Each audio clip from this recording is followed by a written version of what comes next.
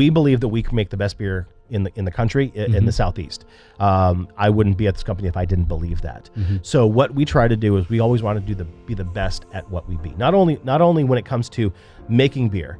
We've won several awards for our beer. I'm gonna brag a little bit that Please do. some several fairly prestigious awards, and we've been invited to compete and pour at a bunch of pretty prestigious festivals across the country, and it's been awesome to see.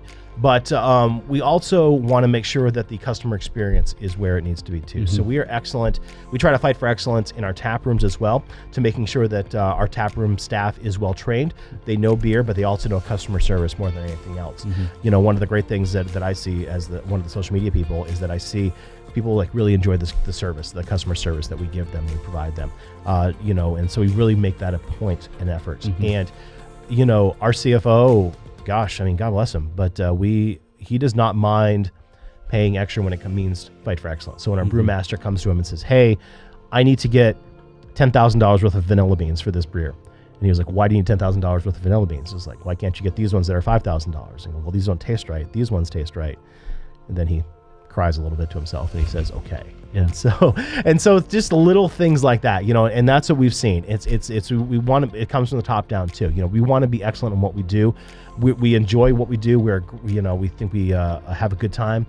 We have fun, but we also want to be the best at what we are, at who we are. And we're super competitive, which is always fun. No, that's great. Yeah. That's, so talk a little bit about the owners. I mean, they're not just, I mean, they are beer connoisseurs. They made beer, but they've got some pretty incredible backgrounds.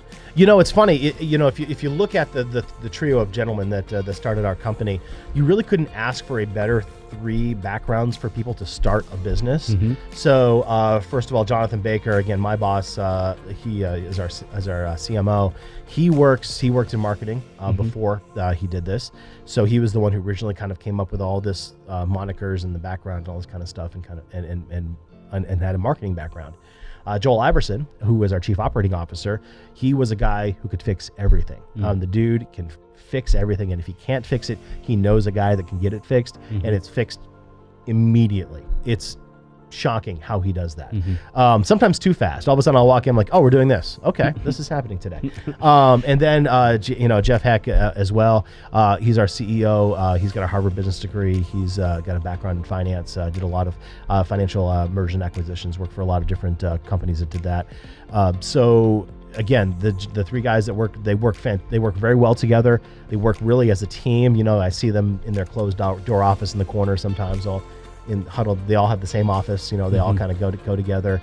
Their families hang out all the time. You know, they all have families now, and yeah, it's a really cool company to work for because you see that dynamic work, and it works for them. You know, of course, they don't all agree all the time, and there's fights back and forth, but at the end of the day, we're all kind of going in the same direction, and that comes from the top down. No, that's huge. I think that's something that we really value, certainly on this podcast and with the Coleman Group, is just having that clear mission, good company culture, because back to what you guys are also trying to do is we certainly believe that having all that, you impact the community.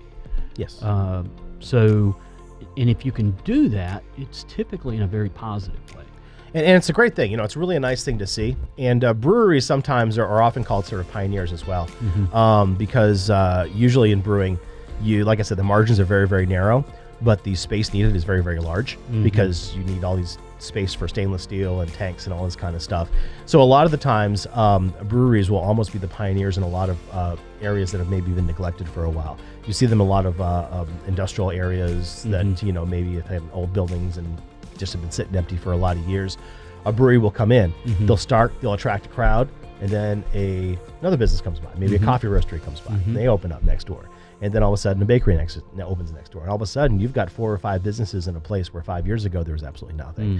So a lot of the times we try to impact, but that's a positive impact breweries as a whole will do in a community. Specifically for us, you know, we really like to do what we can in the community as well. You know, we work behind the scenes with a lot of different nonprofits and organizations in our neighborhoods that we work in. You know, whether it's just somebody needs some coats for a coat drive, and we'll take care of you guys, you know, and those types of things. Or if somebody needs some space for their fundraiser, we'll certainly donate our space when we can. And we volunteer for a lot of different local events. And frankly, in Southwest Atlanta, we've got a lot of our employees that live there, that live there and are work there and are raising their families there. So, we really try to invest in the community whenever we possibly can, and try to make a positive impact. No, that's huge.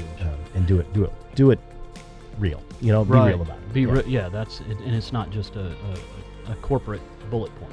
Yeah, we want to do more than just cut a check. That's that's nice, but we just don't want to say, okay, here's the check, go away. We'll see you next year. We really want to kind of make an impact and come alongside a lot of businesses or a lot of nonprofits and organizations that we are passionate about in our community and work with them. No, that's incredible. And just telling a story about how breweries do, they're pioneers of making impact. I didn't realize that margins were that thin. Extremely, yeah. On beer. Yeah, and what happens a lot of the times in a lot of different states, it varies by state, but there's a 3-tier system here in Georgia, and across most of the country it's the same way, where we don't necessarily, when you buy a 6-pack of our beer at a package store, you have a pint of our beer at a bar, we don't sell that beer to them. We have to sell our beer to a distributor, and the distributor sells that beer to the retailer. I see. So again, when you have those different layers of production, it backs off of our margins. And for us too, not only do we have that, but we also want to make the best beer with the best quality ingredients that we have, which also ups the margin of our actual costs as well. So, those types of things. I mean, everyone's running on a very tight budget, and it's just the way the industry is. If you want to get rich, if you want to make $1 million in the beer industry, you should spend $100,000 or $900,000 in the beer industry, and then you'll make $1 million. Yeah. You know what I mean? It's just, it's one of those things. It's like, it's a lot of investment, very low margin, and it's not something that you want to do to make a bunch of money and get out with. It's something that you really are passionate about. Yeah. And enjoy. Well, and that and you can certainly taste the passion that you guys have, but it also makes sense because, a lot of times you buy a 6-pack of craft beer and it's fairly expensive. Yes. So that's good. That's good to let everybody know that, hey, you guys aren't making a ton of money. Oh gosh, no. It's the ingredients, it's the 3-tier system, it's all of these other things that impact that ultimate price. Exactly. Hops are not cheap. Hops are super expensive, and with the amount of craft beer that's being made nowadays, not only nationwide but across the world, there's only so many hop farms in the world, and it's growing, but it's still something that's there. Those are super expensive. The ingredient costs keep going up. The real estate costs keep going up as well. So the barrier to investment, the barrier to entry, is becoming higher and higher. We've been lucky to get on fairly early in the Georgia scene, so we're doing okay. But there's, when we started, like I said, we were maybe the 5th. There's certainly less than a dozen breweries when we started. Now there's going to be over 100 across the state. Really? There's more right now. Yes. In our neighborhood alone, we were the only game in town when we first started. Really, in the past 2 years, there's at least 5 or 6 breweries just within a 2-mile radius of us that have opened up, and more on the way. So the competition is large. The competition is there. People are certainly interested in doing it, but again, this is not an industry where you're going to make $1 billion and get out. It's not a tech industry where you can make an app and then sell it for 8 figures and get out. So. Well, that makes sense.